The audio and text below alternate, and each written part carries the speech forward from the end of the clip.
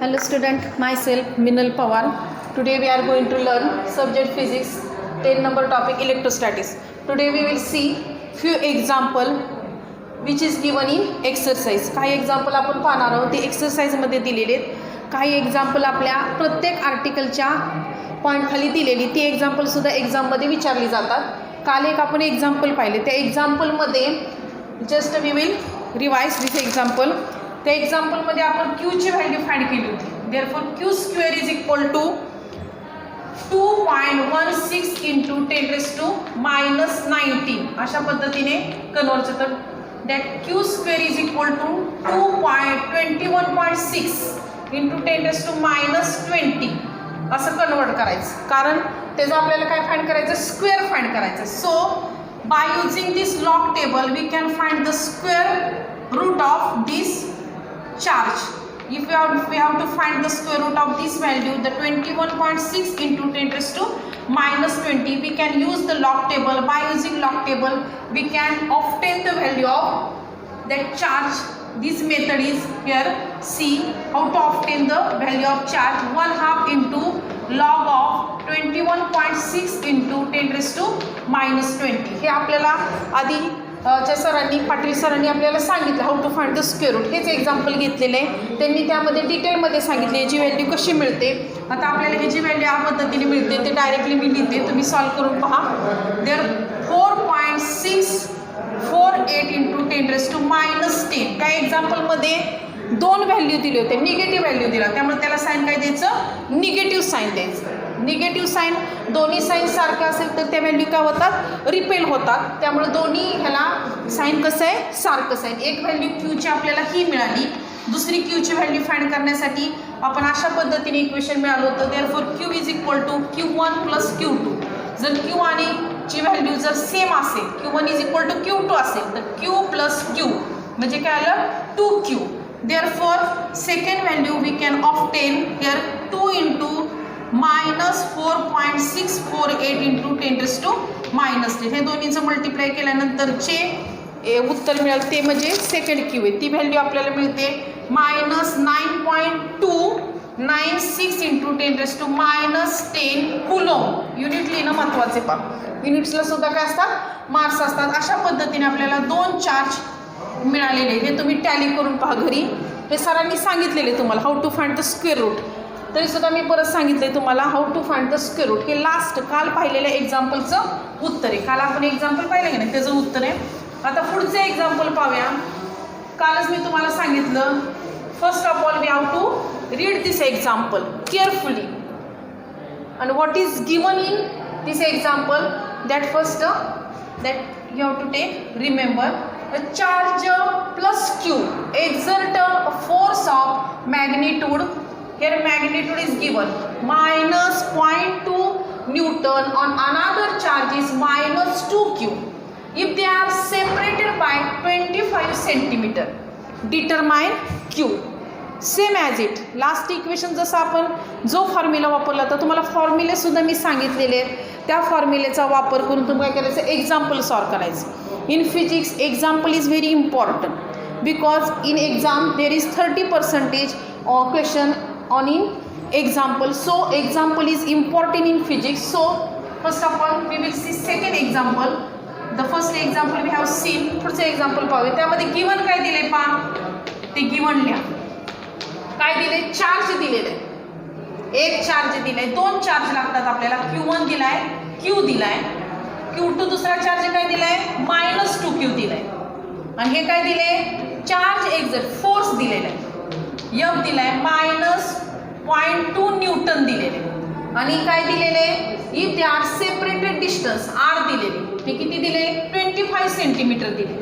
प्रत्येक क्वांटिटी एकाच युनिटमध्ये पाहिजे.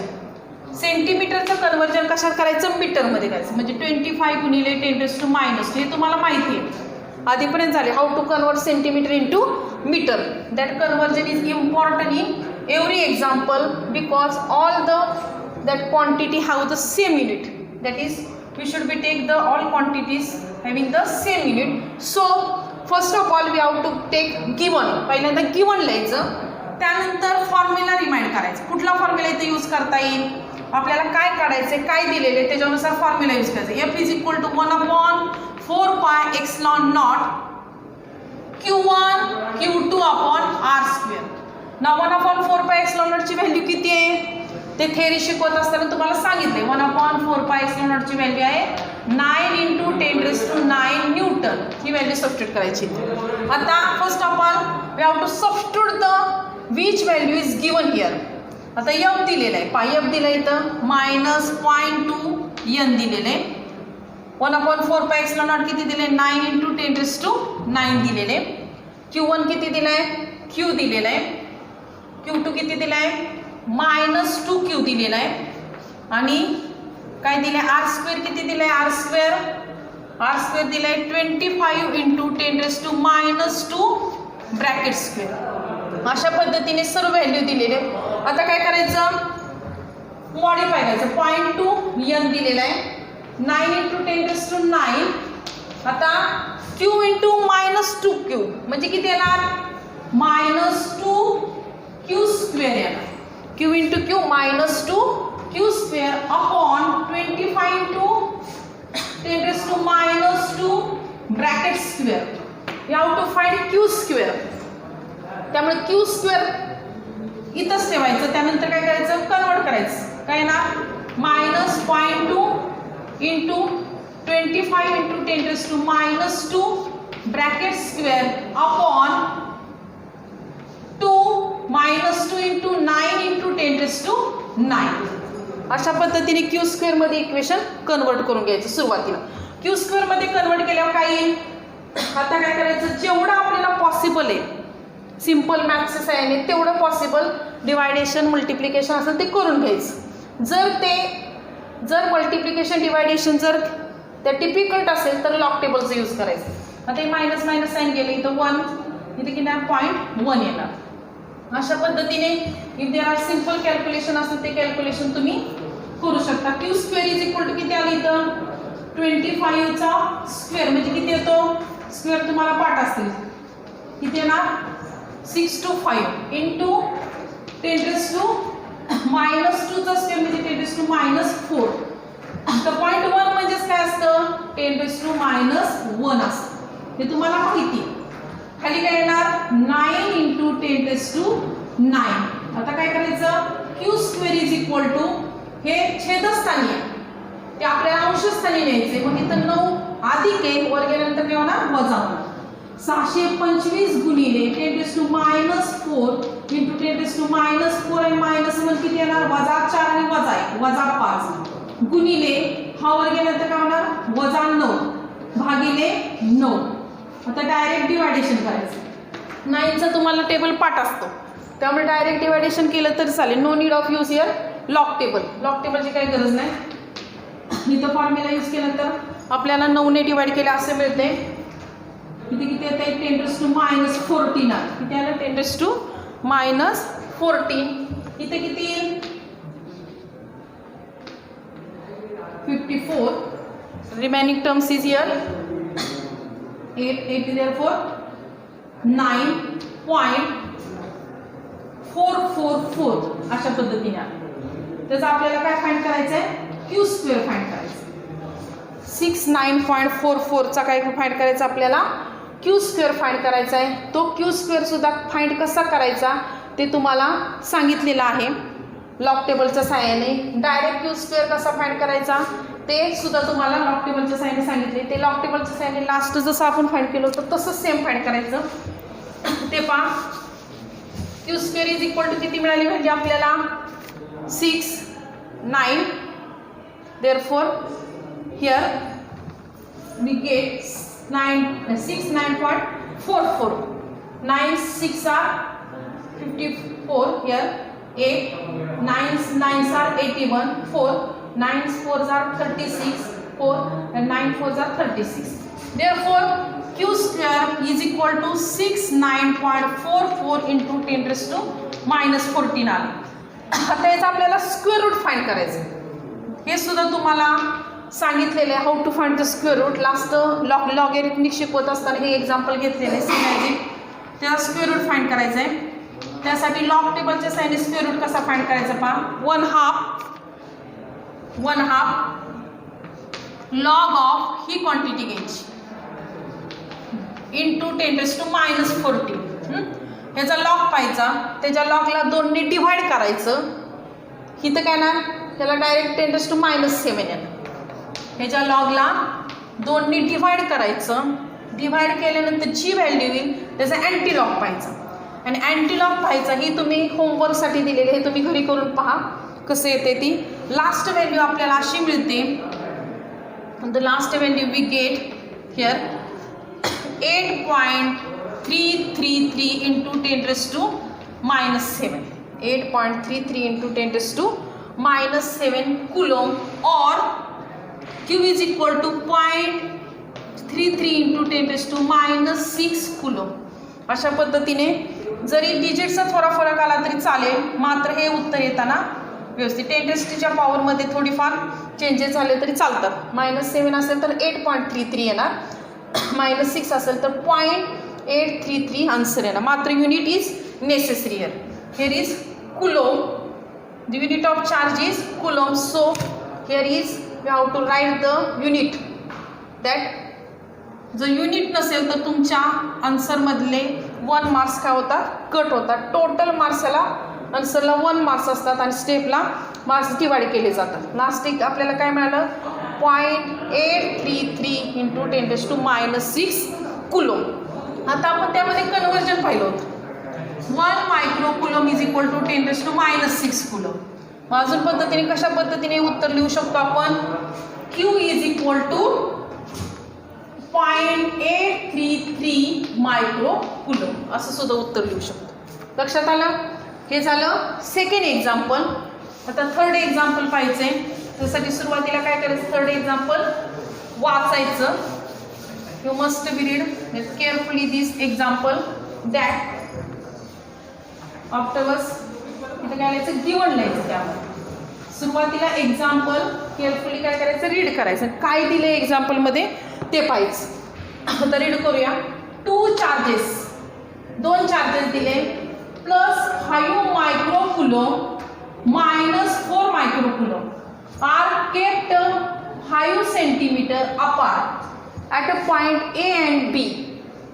How much work will be have to done to move the charge at A through distance of 5 meter further away from point along the line BM.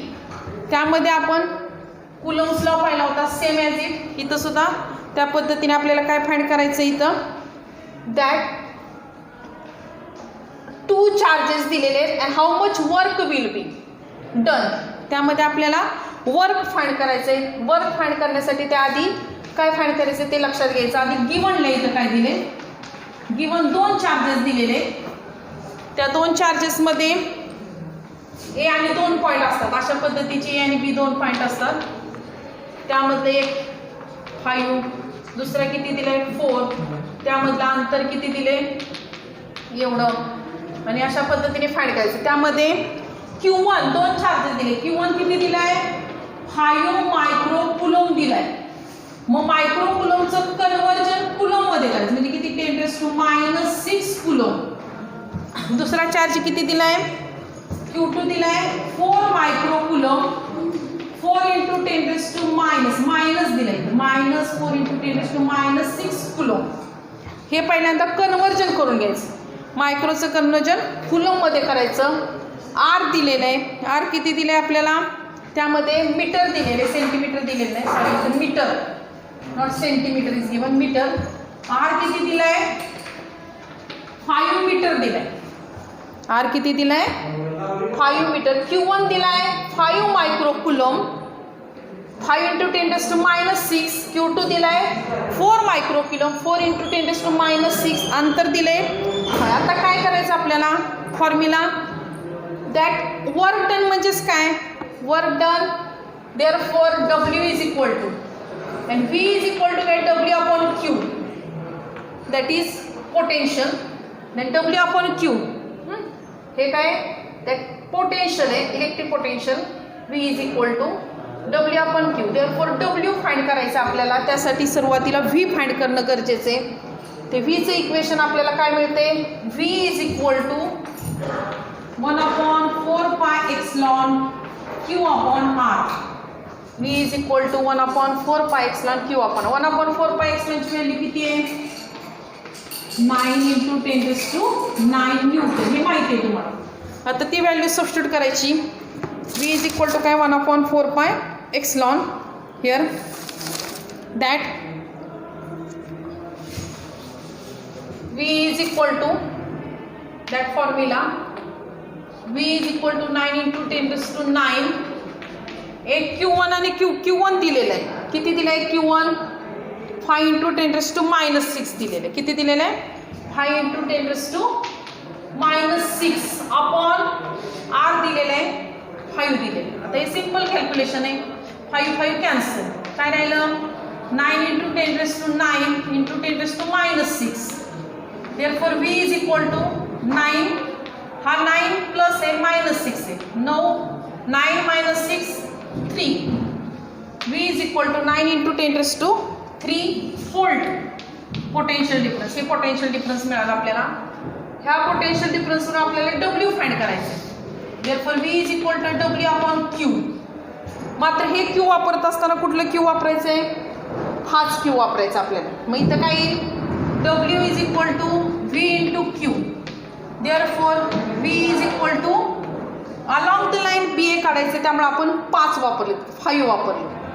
along the line BA काढायचे आपल्याला म्हणून. त्यामुळे इथं V किती आला? 9 × 10⁻3 into Q किती? 5 × 10⁻6. 9 × 5 45 into +3 and -6. Therefore -3W. Therefore W is equal to 45 × 10⁻³ joule. अशा पद्धतीने हे आन्सर मिळालेलं आपल्याला. त्यामध्ये सुरुवातीला काय दिले, गिवन दिलेले ते पाहायचं, त्यानुसार काय काढायचे, त्या पद्धतीने फॉर्म्युला काय करायचा, रिमाइंड करायचा आणि फॉर्म्युला आपल्याला यूज करायचा. That next example we will C.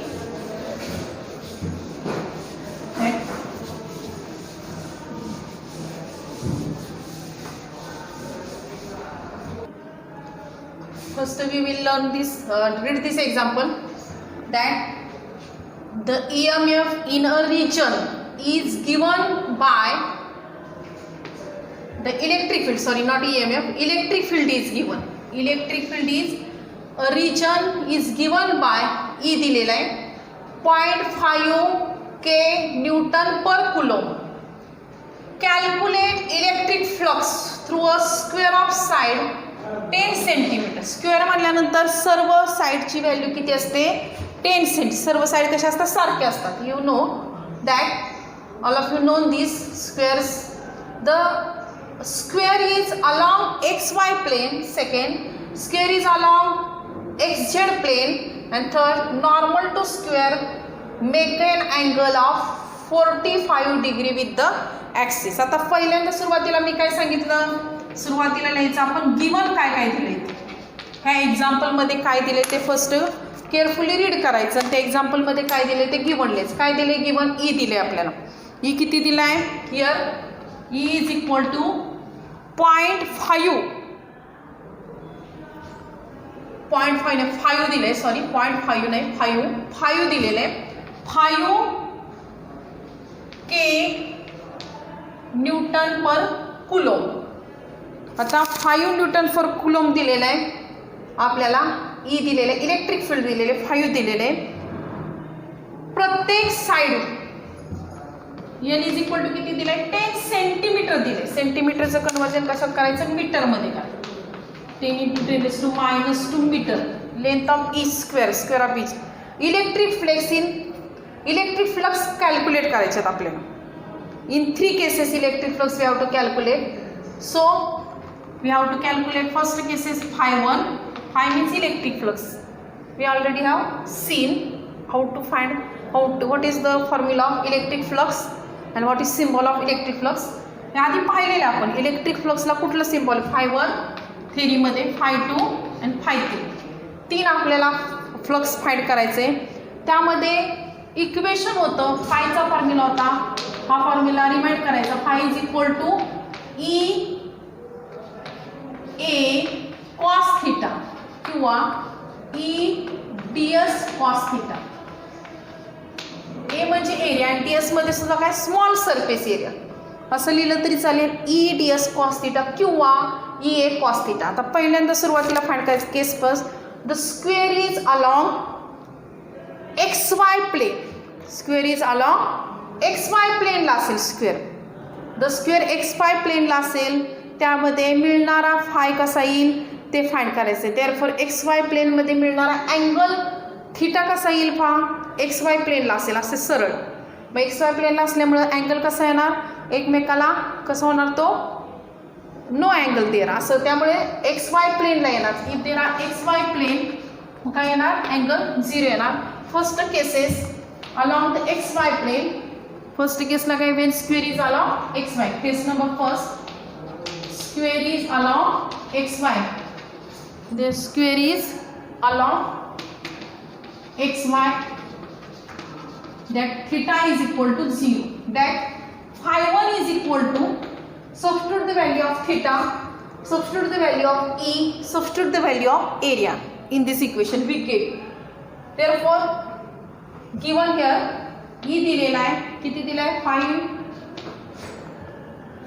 Area किती दिलेले आहे that total area 10 into 10 raised to minus. There is small surface length दिलेले means 10 into 10 raised to minus 2 into cos 0. cos 0 किती असतो 1 म्हणून किती येणार 5 ची व्हॅल्यू 5 into 10 raised to 1 आणि 10 raised to minus 2 वजा 2 आणि अधिक 1 वजा 1.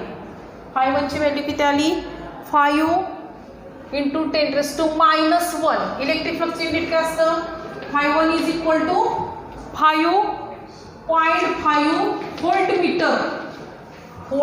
मीटर. सेकंड केसमध्ये काय आहे square is along X Z. X Z म्हटल्यानंतर कसं येणार अशा पद्धतीने येणार. म्हणून कसं येणार परपेंडिक्युलर येणार. म्हणून थिटा किती येणार इथंच लिहिते. सेकंड केसमध्ये square is along X Z म्हणजे किती थिटा येणार theta is equal to 90 degree. If cos 90 is 0, so phi 2 is equal to 0. And third case number 3, त्यामध्ये आपल्याला ऑलरेडी अँगल दिलेलंच आहे किती 45 दिलेलं आहे. theta is equal to 45. Therefore phi 3 is equal to EA cos 45. E किती आहे 5 दिलेलं आहे. A किती आहे 10 into 10 raised to minus 2 दिलेलं आहे. cos 45 किती असतो 1/√2. हे तुम्हाला झालं असेल व्हॅल्यू cos 45 ची व्हॅल्यू sin ची व्हॅल्यू ते माहिती असेल. मग किती आलं 5 into 10 raised to minus 2 into 1/√2. आता √2 ची व्हॅल्यू किती असते √2 ची व्हॅल्यू असते 5 into 10 raised to minus 2 divided by 1.412. ह्या पद्धतीने व्हॅल्यू येते. मग 5 into 10 raised to minus 1 divided by 1.412. आता हे तुम्हाला डिवायडेशन करणं पॉसिबल नाही त्यासाठी लॉग यूज करायचा. लॉग कसं फाइंड करायचा log of 5 minus log of 1.412 into 10 raised to minus 1. आणि काय करायचं हा लॉग मधून याचा लॉग वजा करायचा आणि त्याचा अँटी लॉग पाहायचा. अँटी लॉग म्हणजे तुमचं उत्तर झालं. ते उत्तर असं येते पहा. ते घरी गेल्यानंतर पहा तुम्ही घरी सॉल्व्ह करून पहा कसं येते. लॉग टेबलमध्ये तुम्हाला हे केलेले शिकवलेले की 5 into 10 raised to minus 1 divided असेल. जर भागाकार असेल तर लॉगची काय होते वजाबाकी होते. शेवटी आपल्याला उत्तर मिळते 3.541 into 10 raised to minus 1 volt metre. Unit काय आहे फ्लक्सचं इलेक्ट्रिक फ्लक्स युनिट आहे volt metre. The last today we have seen few example which is given in एक्सरसाइजमध्ये दिलेली काही एक्झाम्पल आपण पाहिलेली आहेत. अशी अनेक एक्झाम्पल आहे. त्या एक्झाम्पलचं काय करा तुम्ही प्रॅक्टिस करा आणि ते एक्झाम्पल सोडवण्याचा प्रयत्न करा. Thank you very much.